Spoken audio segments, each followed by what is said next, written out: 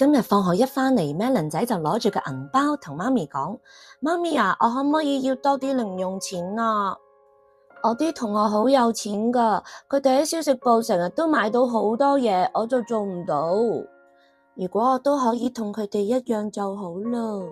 媽咪啊，不如你真係俾多啲零用錢我帶返學校啦。但係你會唔會亂咁用㗎？嗱，好啦，一係咁啦，我就俾你試下啦。嗱，袋好佢啦。好嘢，媽咪，多謝你啊！就係咁 ，Melon 仔就變咗一個小富翁啦。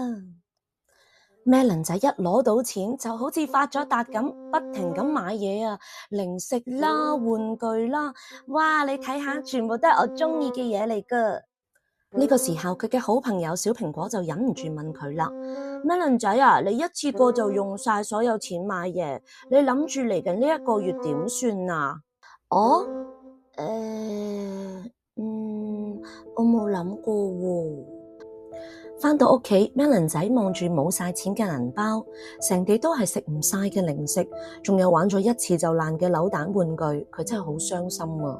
媽咪一入到嚟就話啦：哎呀，有冇搞錯啊 ，Melon 仔？你買呢啲嚟做乜嘢？你睇下，成地都係嗰啲零食同埋爛晒嘅玩具，你咁樣係浪費金錢啊！唉，媽咪睇到嬲爆爆咁走咗出去，而喺呢個時候 ，Melon 仔心入邊亦都諗啦。用錢嘅時候就好開心，但係用完冇咗錢又會唔開心，咁我到底應該點做呢？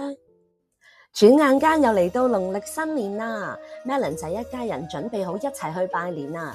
第一站咧就係揾我哋嘅長輩香蕉伯伯。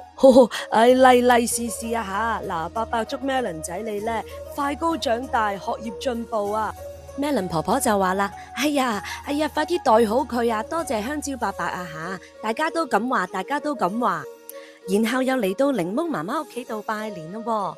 Melon 仔啊，嗱，祝你咧今年咧順順利利，聽教聽話。嗱，檸檬媽媽咧俾封利是你先，多謝檸檬媽媽。就係咁 ，Melon 仔去咗好多地方度拜年，亦都收咗好多封利是啊！返到屋企 ，Melon 仔已經急不及待咁攞晒佢啲利是出嚟。唔知呢封入邊有幾多錢呢？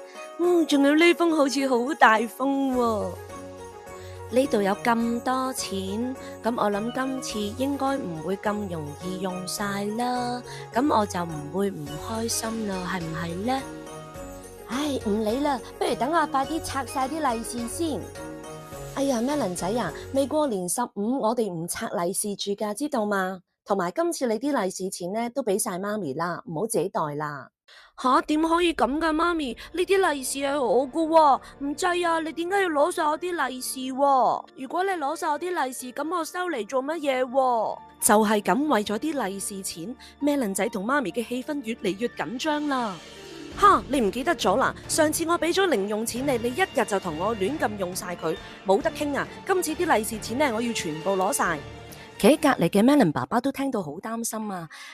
哎呀 ，Melon 媽媽唔好咁嬲先啦。如果我哋收晒 Melon 仔嘅利是錢，佢都的而且確少咗一個學習點樣用錢嘅機會。嗱，不如咁啦，學下爸爸咧細個嘅時候用過嘅一個好方法啦，好冇啊？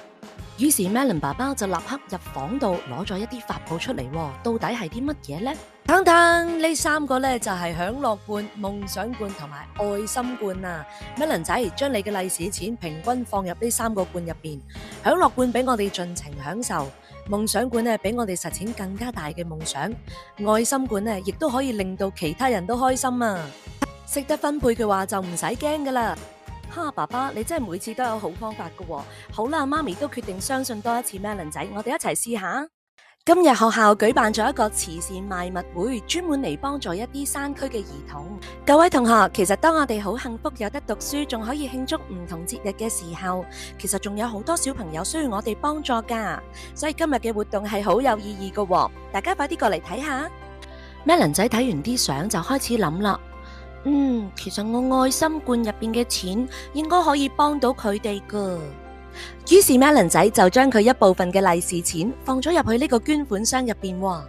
Melon 仔，我代表山區嘅小朋友多謝你啊，佢哋又可以多啲資源啊。呢個時候小蘋果就話啦： Melon 仔啊，你知唔知出咗最新嘅黃金戰士模型啊？哇，超級閃閃發光噶！點解你唔攞個100蚊去買呢？要捐錢嘅？因為我愛心罐入邊嘅錢就係可以令到人哋都開心嘅錢，我覺得咁樣仲型過黃金戰士模型啊！其他同學聽到都好為 Melon 仔而感到自豪啊！佢哋覺得 Melon 仔就好似黃金戰士一樣咁型啊！Hello， 各位小朋友，大家新年收得多唔多利是啊？唔知你哋打算點用你嘅利是錢呢？喺今次嘅小故事，我哋見到 Melon 爸爸提議用嚟開心消費嘅享樂罐，用嚟實現更大夢想嘅夢想罐，仲有用嚟可以幫助到別人嘅愛心罐。希望呢啲小方法嚟緊你哋都做得到啦。咁你哋嘅爸爸媽媽就唔使咁擔心啦。繼續訂閱我哋嘅頻道，我哋下次再見啦，拜拜。